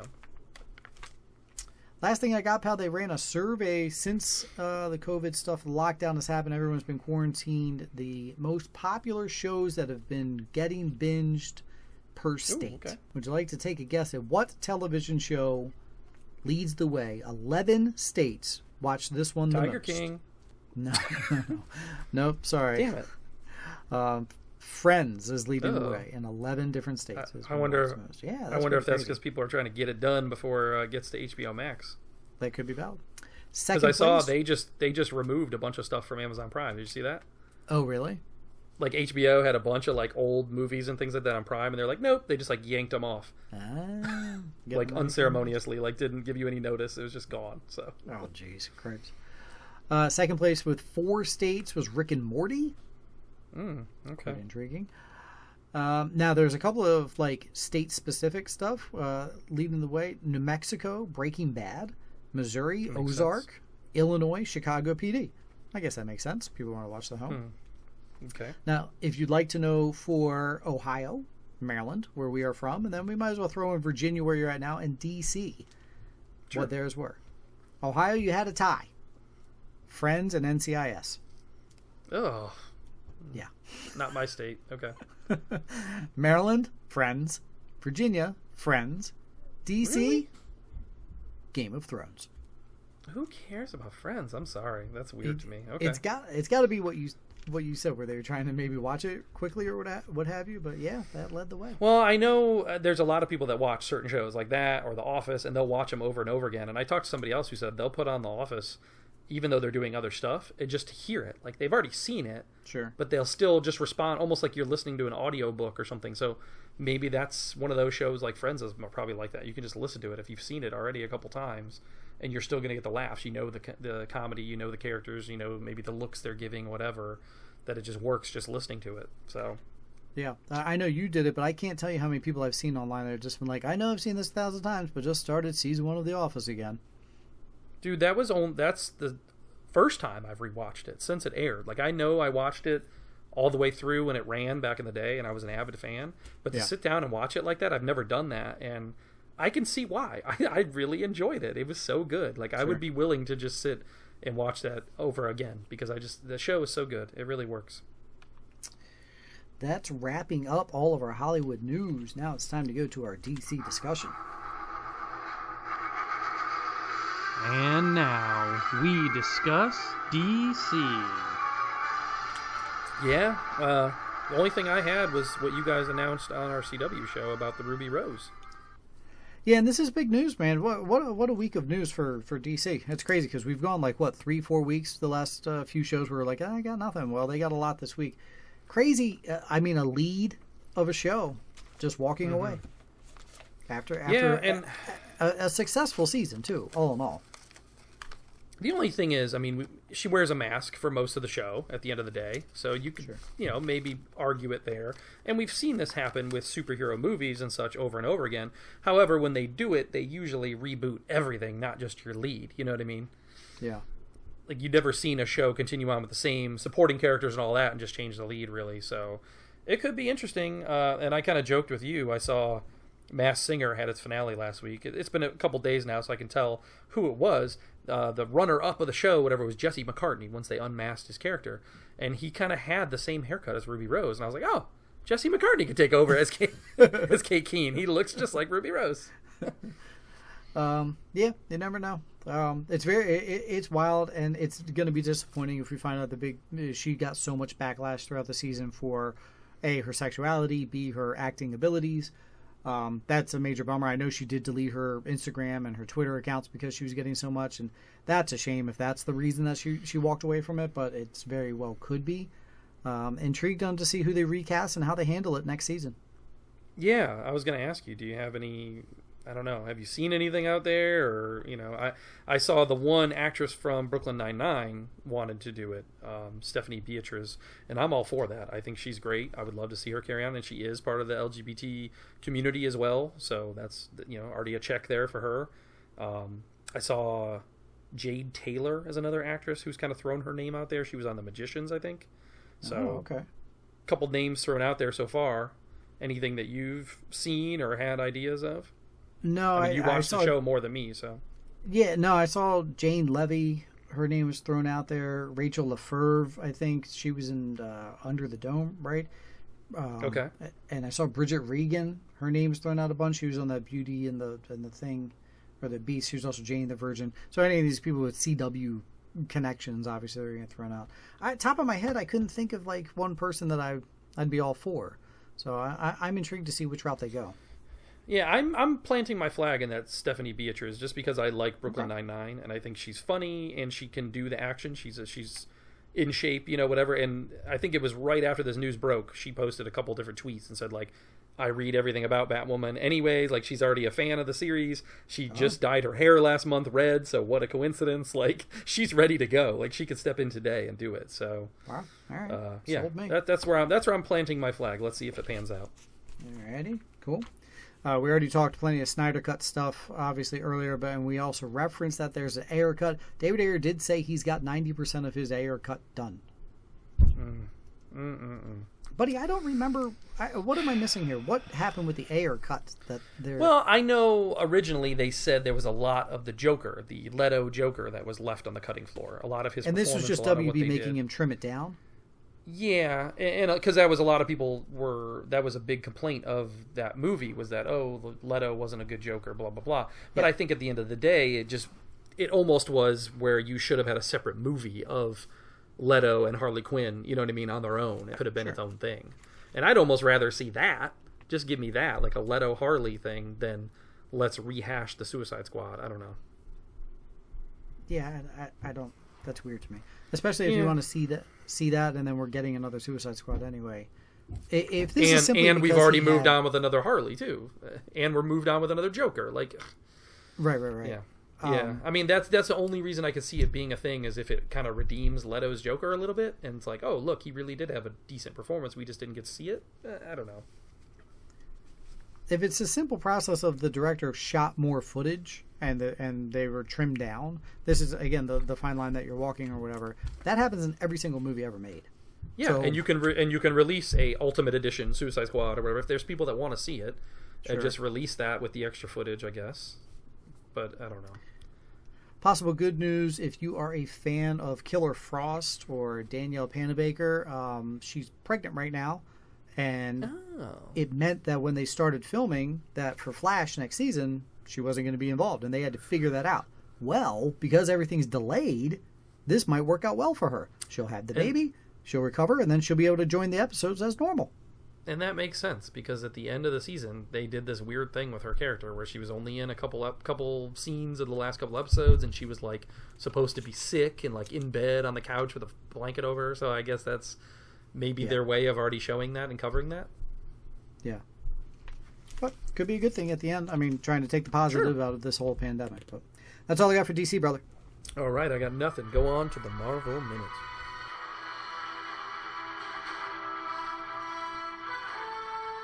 And now, your Marvel Minute.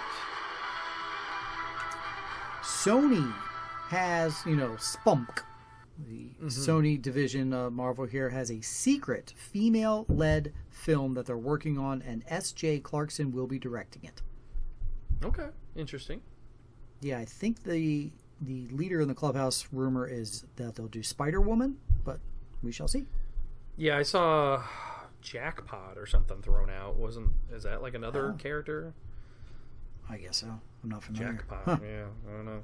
I think they're just trying to make their money when they can, Yeah.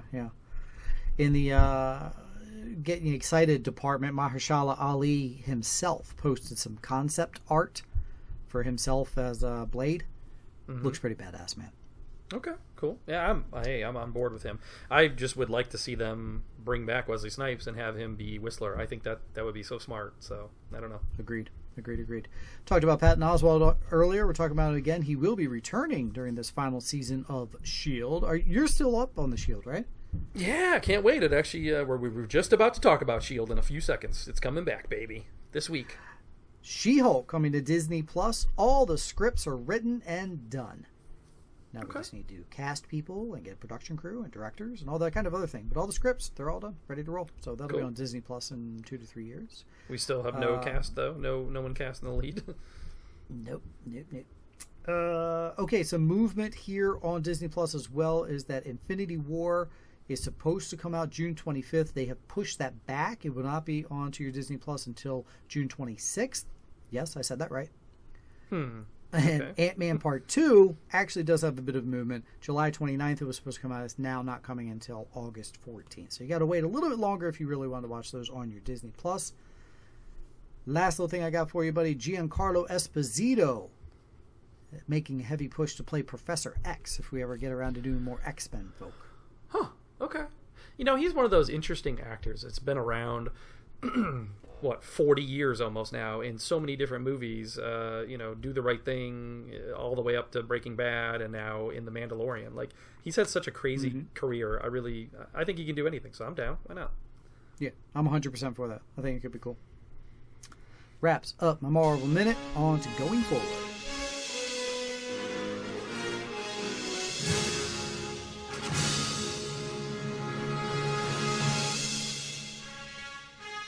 Going forward.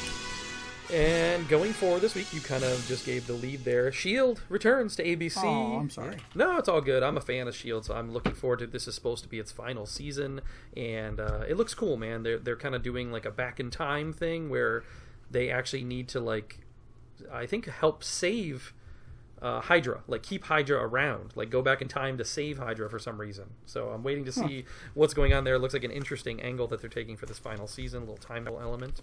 So that comes on Wednesday this week on ABC.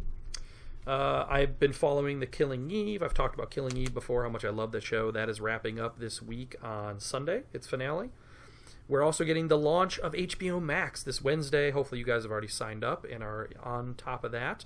Some of the things that are releasing right away are a movie called On the Record, which we talked about a little bit. It's a Russell Simmons documentary about his sex assault kind of accusations, and Oprah was involved in it originally, and so that's going to be available right away when HBO Max launches, as well as a series called Love Life with Anna Kendrick, and I saw the trailer for that. I think it looks all right. I might have to check that out. Are you down on the HBO Max? Are you signing up, or? I'm signing up. I need to check my service because we already get the HBO. I already get HBO Go. I got to see if I'm already signed, but I'm in. I am. I got to do it before Zack Snyder's. Yeah. Well, that's true, too. Follow up on that, folks, because I know there was some discussion about it on our Take-Two Universe page as well, and somebody had referenced oh, you get it free if you have DirecTV, whatever. I don't think that's quite true, so make sure you check on what service you have, because I had it through Amazon originally, and they said as long as, if you're not paying HBO directly, then you're not going to be automatically just included into this new service. So, and you would continue to still get HBO if you wanted it for $15 a month, but with Max, you're going to get more stuff, more properties. You know, they're launching kid stuff, Looney Tunes, things like that, extra stuff that's more than just HBO properties. So you might as well make the switch over. I canceled my Prime version of HBO, pre-ordered through HBO Max, and if you do it now, it's actually cheaper. I did it for $11.99 a month for a year. They locked me in for a year at that, so I'm going to do that. Cool. There's a mini series coming to AMC this week. I kind of saw a quick commercial for it called Quiz. Do you see this advertised? No. Yeah, it's going to be 3 parts, and it's based on the true story of Who Wants to Be a Millionaire in the UK. Back in 2001, there was a cheating scandal there. I don't know if you remember that. That was kind of news almost 20 years ago. But so this is a dramatized version of that true story. Might have to check that out. Yeah, sounds cool. We're getting a second season of Dirty John launching next Monday or Tuesday, so within the week of you're hearing this. Not with the same storyline, though. A new storyline, the Betty Broderick story. And this season is going to feature Amanda Peet and Christian Slater. So if you were a fan of the Dirty John, maybe check that out. Cool. Fuller House is getting its final run of episodes on June 2nd on Netflix. Can I tell you, I saw the trailer, and it actually got me. I got a little goosebump. Oh, really? Okay. Yeah, I never watched any of the Fuller House. I mean, we watched Full House back in the day, but never jumped onto the Fuller House. So. And then lastly, the thing I'm most excited for this week maybe is Space Force hitting Netflix on Friday the 29th. So hopefully for next week's show, we will have some thoughts on a couple of these things here and maybe knock out a couple episodes this weekend. Before we wrap the show, though, I had a couple other things that came to mind. Speaking of Disney Plus, earlier, I remembered a story that I ran across. Did you see that they got in a little bit of hot water this week? They blurred out cleavage in an episode of Wizards of Waverly Place. Did you see this? I saw the headline. I didn't dive deep in to see the how bad it was. Well, it's weird, and we kind of brought this up before about like censorship, and I think we mentioned Disney Plus had also done this with Splash, where they had gone in and edited a bare butt scene and added some hair to cover up the bare butt. Yeah. Like, so that's where I'm a little tepid on like the Hamilton thing too. Like we talked about it before. Are they going to edit this down? And how far are we going with censorship of these things? You know, and at what point are the creators of these things going to get mad or not want their stuff on these services? This is what they're going to do. Because last week I saw Bob Gale caused a big uproar also about Back to the Future. Originally, the Back to the Future 2 version that was on Netflix was like an edited version that was released overseas. And he saw it and raised an uproar, and they had to like take it off Netflix and replace it with the real version. It looked like they had edited like the Ooh La La like magazine or whatever. Oh. And he was like, no. He took a stand on it and made them take it off. But really, Wizards of Waverly Place, we have to go in and cover up cleavage? Like, why is this a thing? Isn't it a kid's show anyway? And I looked at the picture, like the comparison, and I was like, are you kidding? Like, it's not even that big of a deal. It's so weird to me. I think the route with the Disney Plus is with some of these things, you know, like Splash, where you did actually see her butt cheeks or whatever. You know, when you do the different accounts, there's a kid account, there's a teenager account, and then there's a adult or all access account or whatever. Sure. If it's that bad, like Splash, just restrict it. But that's really weird because Wizards it's a kid's show. It couldn't have been that bad. Sure. But okay, so by that same token, the other thing I wanted to mention was this weekend on Disney Plus, I went on there and was just kind of cruising. I kind of look for some new stuff every once in a while just to throw on. And we saw there was a new animated short on there called Out. Did you see this? I did. Okay. I didn't watch the short, but I saw what you're talking about. So we watched it, and it's fine. What it is a animated short about a man who's having a hard time telling his parents that he's gay. And it's him and his partner, Manuel, and the parents show up at the house, and he's like, oh, you got to leave. They don't know about us, blah, blah, blah. And then by the end of it, it's only like a 5-minute thing. He gets the courage or whatever to come out to his parents, and they're like, oh, well, we kind of knew, or they're very accepting of it, whatever. Cute little 5-minute short, talking about that aspect of life. But I'm like, you're worried about cleavage in a Wizards of Waverly episode from 20 years ago, but then you're going to push like an animated thing about gay, stuff or whatever. I don't know. Sure. I just see it as like weird, Yeah. Oh yeah. What they're trying to push and what they're worried about, I think, is just weird to me. I don't know. Yeah, I mean, you're making way too much to do about nothing here with the cleavage thing. And then with isn't it the first gay character for Pixar? I think so. Which is fine. And I'm not saying I'm against that stuff or anything, but I feel like more people would be apt to want to maybe sway their kids away from something like that or be worried about the subject matter there than just some cleavage in a Wizard of Waverly Place from 20 years ago or whatever, you know? So, yeah. I don't know. Just an interesting take I saw. I also think Rex from Toy Story might have to talk about who the first gay character was. Anyway. What are you talking about? Mr. Prickle Pants or whatever. That's true. The other thing I wanted to mention real quickly, too, on Disney Plus was they released this thing called Zenimation. Did you see that? No, this one I didn't see. No. It was new this week as well. It kind of fun. They took compilations of scenes from a bunch of different Disney, Pixar, whatever movies and put them together. So the first one I watched, and they was all water. And it's just quiet. Like, there's no dialogue or music, but it's scenes from the different movies and then all just water sounds. So, like Moana, Little Mermaid, and you just watch these scenes from the movies and you hear the water splashing or whatever. So it's supposed to be very much like a quiet time, like Zen. An MSR. Yeah. So I was like, oh, that's kind of... Or ASMR. Yeah. ASMR, so I was like, that's kind of fun. We watched the water one just to see what it was about. And I was like, oh, okay. That's kind of fun. Like a little meditation thing. Okay. Neat. Yeah. Interesting. But that was it. Just a couple other things I thought about while we were discussing. Otherwise, I think we're done. Going forward for Take Two Podcast, don't forget on those socials, folks, on Thursday we drop our poll. We have a brand new one. It's out on all of our socials where you can vote, comment, share, tell your friends, get those numbers back up and boosted with tons of voting, please, this week. On Saturday, you get a brand new spotlight. There will not be a CW this week, so we're moving our spotlight to Saturday. It's going to be a good one. I'm looking forward to it. As I said, I chose to do homework for that as opposed to something else. And I'm really looking forward to dropping that. And then on Sunday, you get The Realm of Take Two. They have a brand new episode coming out this Sunday. So we have a loaded weekend coming up. Here is my challenge to all of you out there. Please post something new onto Take Two Universe's group page. That Take Two Podcast on Facebook. It's our group page. We mentioned it early on, and a couple of you jumped on there, and then it kind of took some time off. I would love to see someone post something brand new. It could be any type of movie, Hollywood-related topic. Throw it on there, and let's get some conversation going from you guys. Yeah, and even to that, I mean, we have over 100 members or whatever on there, and we don't have that many reviews and ratings on iTunes. So hopefully you're listening to our show as well. And if you listen through iTunes, hopefully you've already subscribed. Take a second, go in and do a rate and review for us as well. It's not going to take you that long. You're stuck at home probably anyways. So take a second and just give us a quick rate and review. We'd really appreciate it. Episode 189 is in the books. Have a great night, everybody. See ya.